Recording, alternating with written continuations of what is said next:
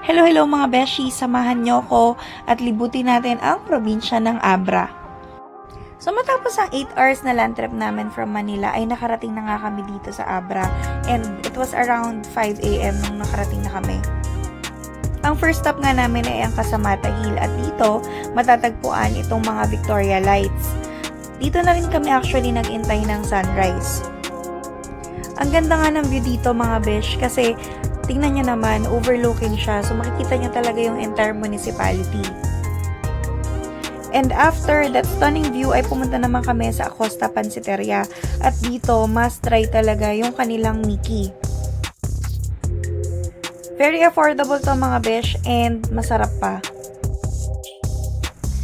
At dahil na-inform kami na masyado pa rin maaga at hindi pa rin open yung dun sa registration, ay nagpunta muna kami sa St. James Cathedral. Dinaanan na rin namin ang Ruiz Shrine in Abra Provincial Capital. By the way, solo joiner nga pala ako dito at ang sinalihan kong group tour ay yung kay Eunice Travel and Tours. Hindi nga pala lagi may Abra tour ha, depende yon sa season din. At ito na nga yung naging highlight ng aking Abra adventure, ang Caparcan Falls. So kung pupunta ka dito, kailangan mo sumakay sa monster truck. Bawal na bawal to guys sa Maselan kasi medyo mahirap talaga yung sitwasyon din dito sa loob ng monster truck kasi siksikan kayo. Ganito yung feeling na pag sumakay ka ng jeep tapos kailangan nyo magsiksikan hanggang ma-reach yung number of packs na kailangan.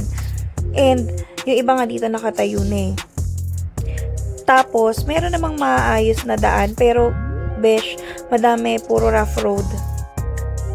Tapos, pagbaba nyo ng monster truck, hindi pa doon ang falls mga besh. Kailangan nyo maglakad. Well, depende sa facing nyo. Pero, ako parang inabot yata ako ng 30 minutes going to Caparcan Falls. Kailangan talaga physically prepared kayo pag nagpunta rito and maayos yung suot nyo na footwear. Kasi, yun nga, rough road siya. Tapos, pagdating nyo kasi sa falls, medyo madulas din kasi yung ibang parts. And after that, nakakalokang ride sa monster truck at konting lakad, ay finally na-reach ko na ang Caparcan Falls. OA na kung OA pakinggan, pero para sa akin, besh, napakaganda ng Caparcan Falls. Sulit na sulit yung mahaba at matagtag na biyahe. At masasabi kong kasama to sa listahan ko ng top 10 ng pinakamagandang waterfalls dito sa Pilipinas na nakita ko. Kung paano yung pagkawaw ko nung nakita ko yung Asik-Asik Falls sa North Cotabato before, ganun din ang pagkawaw ko dito sa Caparcan Falls. Kasi alam niyo yun, basta parang para sa akin magical siya. Huwag nga pala kayong pupunta dito during the summertime kasi natutuyo tong falls na to. So better talaga kapag rainy season. So, pwede namang lakaran yung mga pocket pools dito. Kaya lang, kailangan talagang ng doble ingat kasi may mga parts na madulas. Pero sa totoo lang, hindi ako masyadong nakababa kasi napagod ako mga besh. Kasi nga, ingat na ingat ako. Ayoko kasi madulas dahil natatakot talaga ako. 2 hours nga pala kami nagstay dito. So, talagang nasulit ko naman yung lugar. So, syempre, after ko ma-enjoy yung falls, balik na naman tayo sa paglalakad para makarating naman dun sa may monster truck at sumakay pabalik. If I remember it correctly, mga 2 hours nga pala tong sakay namin sa monster truck. After that, nag-proceed na kami sa Holanda Residencia kasi dito kami nag-overnight. On our second day ay pumunta naman kami dito sa Tineg, Abra. Hindi ko alam kung ma-justify ng phone ko kung gaano kaganda tong lugar na to.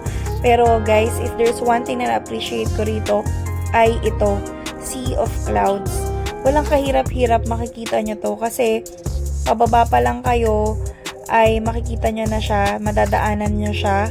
Tapos, konting lakad lang, may enjoy nyo na tong buong view na to.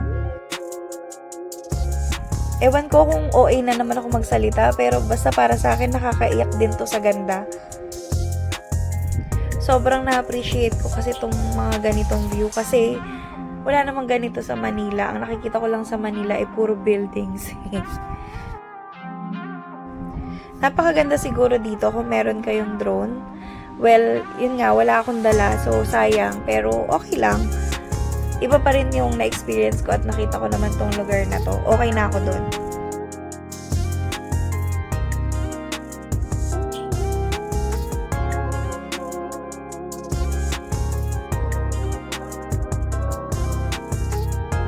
Bago kami umalis ng Tinig, nakita namin to dun sa isang mataas na part ng bundok, itong Padre Pio Church, kaya sinaglitan na rin namin. Bago nga pala kami lumabas ng Abra, ay tumigil kami dito sa Don Mariano Marcos Bridge. Kasi maganda rin yung view dito at marami rin talaga nagpapapicture dito sa bridge na to. After that, sumaglit kami dito sa may Pasalubong Center. At dito namin tinapos ang aming Abra adventure. Pero bago kami bumalik ng Manila, sumaglit kami dito sa isang grape farm dito sa Bawang La Union. This is actually my second time na makapunta sa isang grape farm. Pero hindi na ako nag-grape picking mga besh kasi natry ko naman na siya before. Ang ginawa ko na lang dito ay nag-ikot-ikot. Tapos, meron kasi sila dito mga paninda rin bukod dun sa grapes. Meron kasi sila dito mga wines na tinitinda. Actually, pwede yun yung tikman. Ako, ang dami kong tinikman. Pero parang tingin ko natikman ko nga lahat eh. Ang sasarap. So, ayun, napabili ako. And hanggang dito na lang tayo muna mga besh. See you next time. Buyers!